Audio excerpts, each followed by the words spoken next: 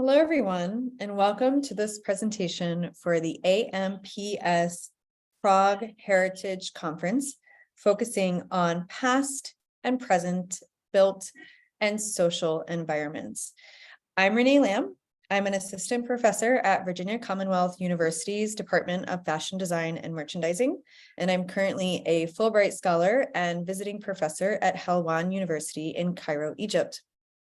My presentation for you today is called Creating Context, Developing Dynamic Designers Through the Teaching of Global Citizenship. This is a topic that has intrigued me for decades, and even more so over the last 5+ years as I've been teaching at a university level and watching my students become ever more involved in this global context, whether or not they want to be. So let me tell you a little bit about where this talk is going to go today. We're going to look at and define what global citizenship is. What do we even mean when we say using global citizenship to create more dynamic designers? We're going to discuss the importance of global citizenship to design as designers or as educators teaching designers. We have a direct and very real impact on the context of our world, on the built and social environments that the younger generations will move up through and that we live in right now. So very fundamentally important topic to how we become dynamic and better designers within our world. We're going to explore specific ways to incorporate conversations about global citizenship either into the design classroom or into a conversation with a design team. So I really want this talk to be useful for you both if you're an educator and you're at this conference because you work in the classroom and you're working with students on a daily basis, or if you're a designer, a design manager, someone working with creatives, working with designers, really having your hands in that work of creating the context that we all move through as citizens of the world. At the very end of this presentation, we're going to take a moment to reflect on what we've talked about, our own role and our own actions in creating this context through the use of global citizenship. So let's start by asking, what is global citizenship? What do I even mean when I say using global citizenship to create more dynamic designers? What is it? To me, global citizenship is the placement of self within the larger global context. And I don't just mean across the boundaries of nation states. I mean the larger context. So applying this at any scale that it needs to be applied. If you're talking to someone who's in a very personal situation, asking them to take one step out of that and move one step further out, maybe to their family or their friends. If you're talking to a community and how a community is designing or deciding to do something, taking that one step out and getting a larger perspective and looking at the larger community that community sits in. Of course, global citizenship is very often used, talked about, defined in a way where we're talking about nation states and countries, where we're talking about ethnicities and cultures. So absolutely the case, but really fall back when we talk about, when we're having this conversation about global citizenship, this really simple definition of just the placement of self within the larger context. And recognizing that that definition asks us to constantly question, what is the larger context and how do I personally impact it? So this is my definition. There are many other very beautiful and much more complicated definitions for global citizenship, but this is the one that I like to use when I talk to my students and when I talk to other people about what do I mean when I say global citizenship, the placement of self within the larger global context, and constantly asking, what is that larger context? how do I personally impact it? So if we think about this practice of placing ourselves within a larger global context, this has a few topics that it brings forth, or a few requirements of us. And one of those is trying to grasp a broader understanding of the world that balances our rights with our responsibilities. So this is a huge international conference. As you can hear, possibly from my accent, I am American. This is a huge question for me, coming from one of the most developed countries in the world, which has all of these ripple effects throughout, constantly asking myself this question of, what are my rights as a human within this larger context, but what are the responsibilities that come with the unique background that I have and that I have been given by my life and my life experiences? Another thing that is required within global citizenship is an examination of personal contributions to the issues that surround us. It's very easy to sit in our bubble and say, that doesn't impact me, I don't need to worry about it, or that's not in my neighborhood, I don't need to worry about it. But to be a true global citizenship really requires that you examine how your everyday actions contribute to broader issues.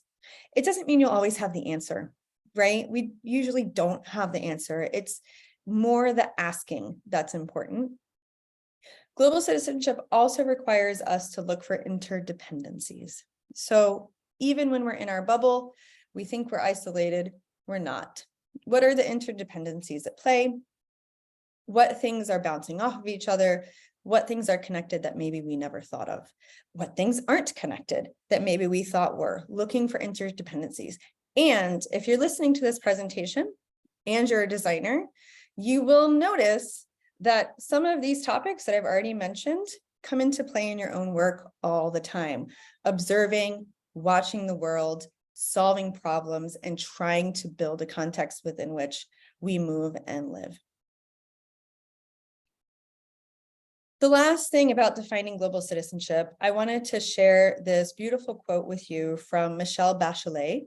She's the former president of Chile. She's the former executive director of UN Women, and she's the former UN High Commissioner for Human Rights.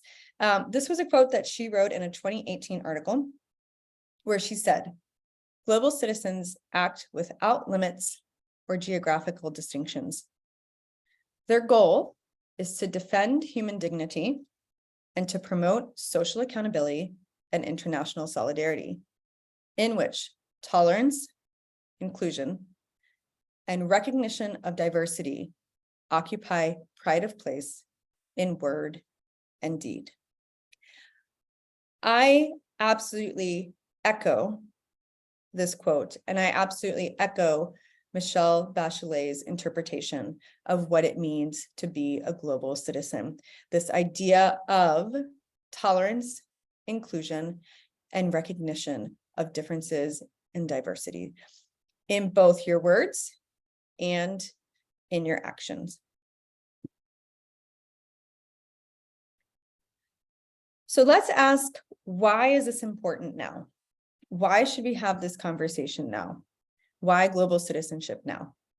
Because the fact of the matter is, whether you're an educator or a designer, we are all living in these immensely complex, globally interdependent environments, even when we don't think we are.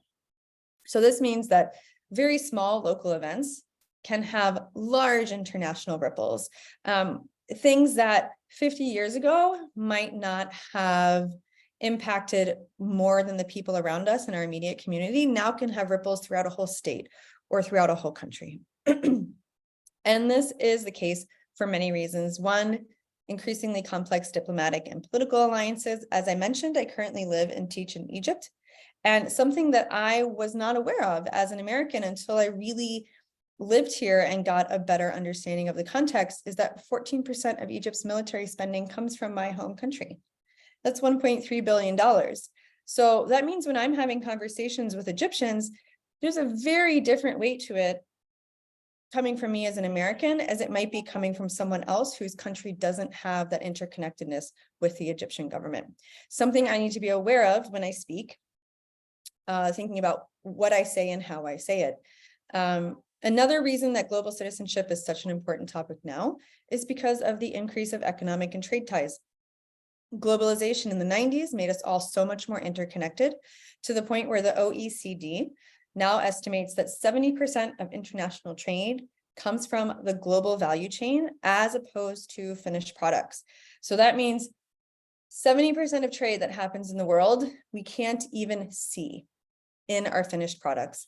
It gets hidden in the supply chain, it gets hidden in services, it gets hidden in the things that we're working with. And of course, social media and access to information. A great example here was the 2013 Rana Plaza disaster. I use this all the time with my students. As I mentioned, I teach in a fashion department.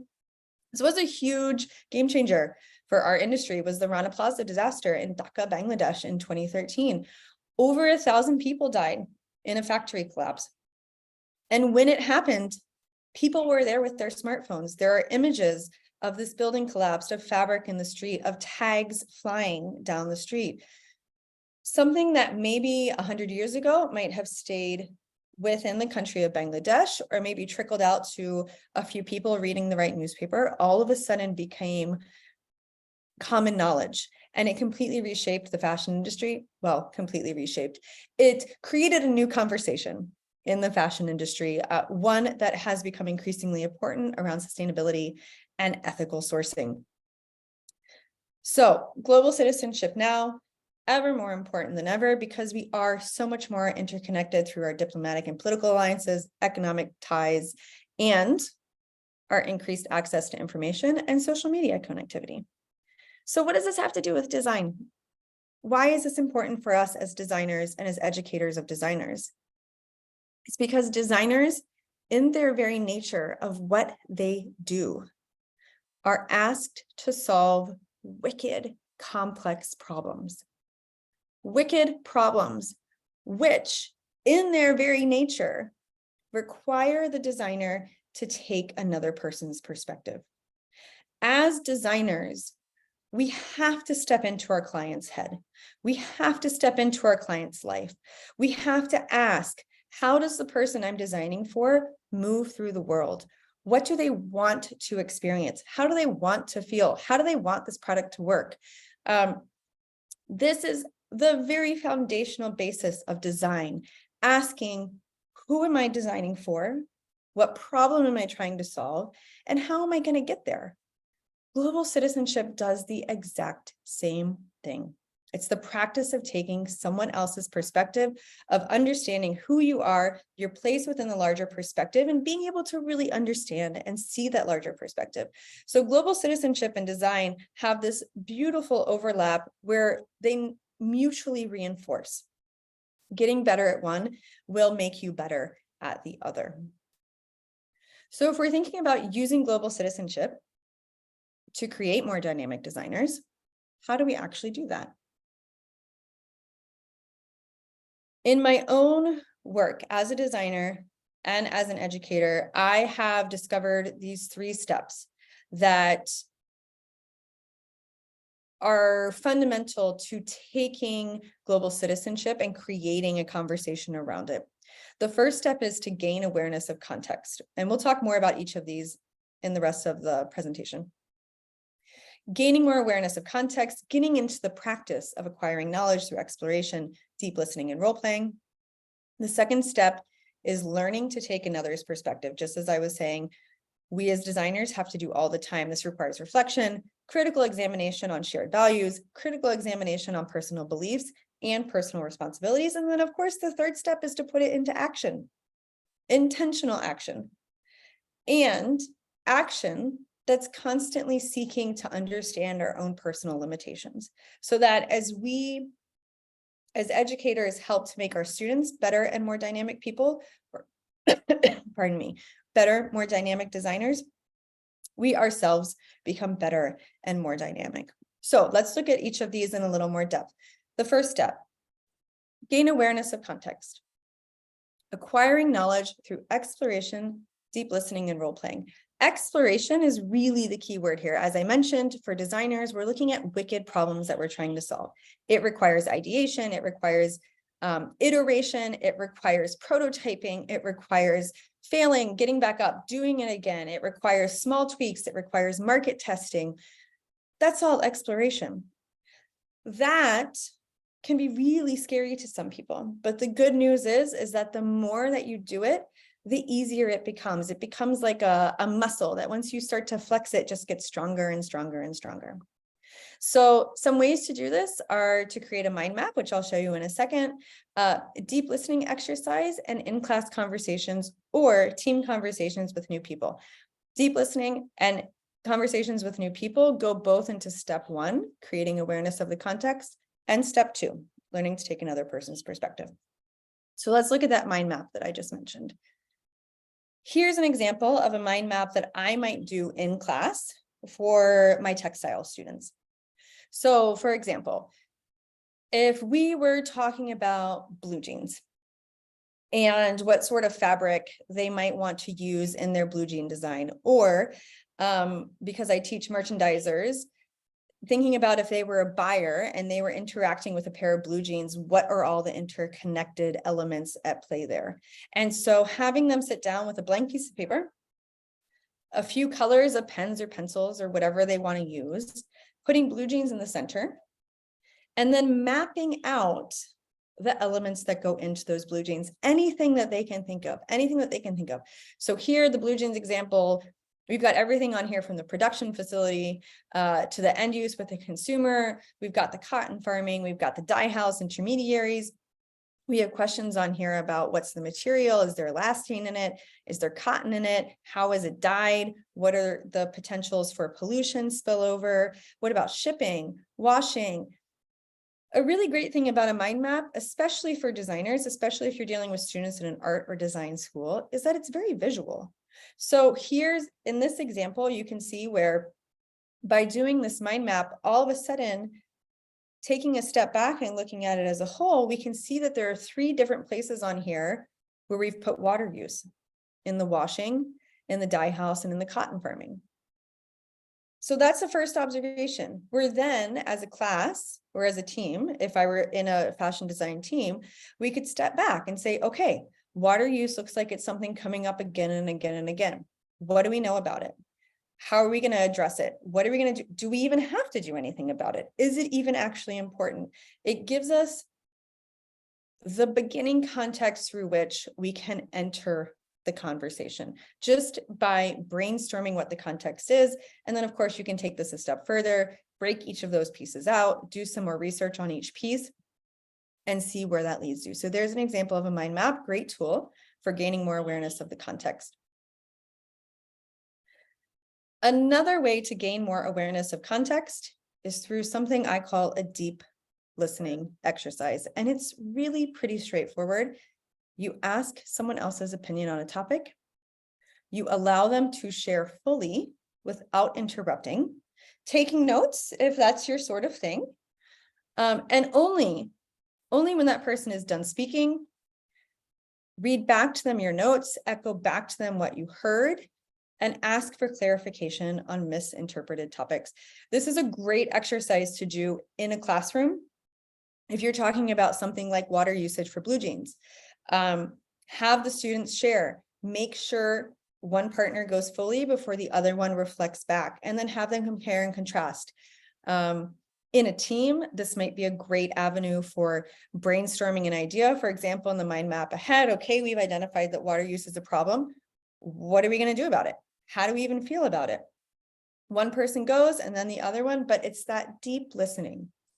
It's allowing the person you're sitting across from to really reflect, think, speak honestly, openly, without judgment, and fully, allowing there to be awkward pauses and moments of silence.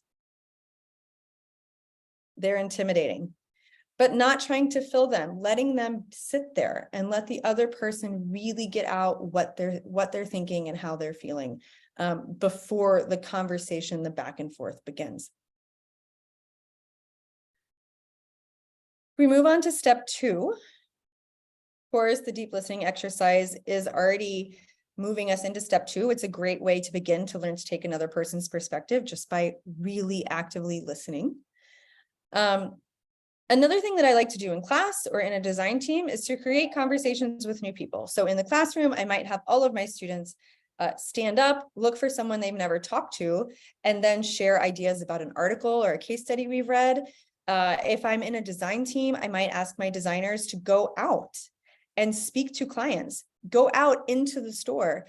What are people doing? Stop a customer, ask them how they feel about what they have in their hand, ask the sales staff. Tell me what you're hearing. Tell me what people are saying. What's your experience with the product? Trying to sell it. Creating conversations with as many people as you can, maybe even people that you never would have spoken to before. This way, you get out of your own biases, you get out of your own habits, you get out of your own way, and you start to learn so much more about the world. I will tell you that being here in Egypt and just presenting my students with a topic or an article and asking them to tell me their opinion on it has been one of the most enjoyable things that I've done the whole time that I've been here. They have such beautiful and different perspectives than what I hear at home, and it has made me a much richer professor and designer just for listening to them and hearing their takeaways. Of course, taking another person's perspective requires reflection and critical examination on shared values, personal beliefs, and your personal responsibilities. An exercise that I love is called the why exercise. This is a great tool, even with your spouse, just to simply ask someone why. Tell me more about that. Why do you feel that way? Why do you have that perspective? To constantly seek out international or non-mainstream perspectives, exactly like we're doing right here at this conference, sitting together and trying to hear new perspectives, new ideas, new ways of doing things, and exploring our own conscious and unconscious biases. If we have more awareness of our own biases, it makes it much easier for us to silence those biases when they start to creep up. If we can silence those biases, we can hear so much better. So step 3, how do we take all of this and put it into action? Intentional action that seeks to understand personal limitations. Really straightforward. Pick one topic that you're passionate about. Pick one topic that you're interested in. Pick one topic that you think might be important to your students, might be important to your design team, and identify just one action that you can take within the next week. Make it as big or as small as you want. Actually, I usually tell my students to start as small as they can. If it's too big, they won't do it. It'll feel paralyzing. So I ask them to start as small as they can, do it that week, come back, and the next week we expand it out. So thinking about one topic, identifying one action, one step you can take within the next 1 week. So thinking about this whole conversation, thinking about if you're working with designers, if you're an educator of design students, how do you take this idea of global citizenship or the placement of self within a larger global context and incorporate it into your classroom or into your design team? The hardest thing about it is that it starts with you. You have to be able to practice this before you can help others practice it for themselves. It means you have to gain awareness of your own context. You've done that already by sitting through this presentation. It asks you to study your own unconscious biases. There's a link here for Project Implicit, which is a great project through Harvard, where they have multiple tests about implicit biases that you can take. They can be very eye-opening. Question your own choices. Start to constantly ask, what is the larger context here? And how do I impact it? Maybe the answer will surprise you. Practice taking another person's perspective. If you're an educator, think about where your students will be in 10 years. What might be the biggest challenge facing them then? Write about it, brainstorm about it, put it on paper, sit with it for 10 minutes. Really try to get into their seat, into their shoes, and think about what fears they have, what challenges they have, what will they be facing over the next decade. And then put that into action. One class, one topic where you can incorporate a conversation about global citizenship. After this presentation, if you've been inspired, grab a piece of paper right now, put it into action right now, and write down 1 to 3 ideas about how exactly you might do that, being as specific and precise and actionable as possible. If you need some extra tools to help out, especially if you're an educator, these are some of my favorite resources for global citizenship. Oxfam has a beautiful site, as does UNESCO. Great tools, great resources on both of these sites. Of course, coming back to this video, feel free to reference it, take the steps, put them into your classroom, please do, and share with me how it works. Let me know if something in this presentation impacted your class, maybe change something that you taught, change something you did with your design team. Please share your feedback, your thoughts, your comments, your questions with me. My email is right here, rslam@vcu.edu, or find me on LinkedIn at Renee Soulier Lamb. Thank you guys so much for listening, and I hope to meet you at the next AMPS conference.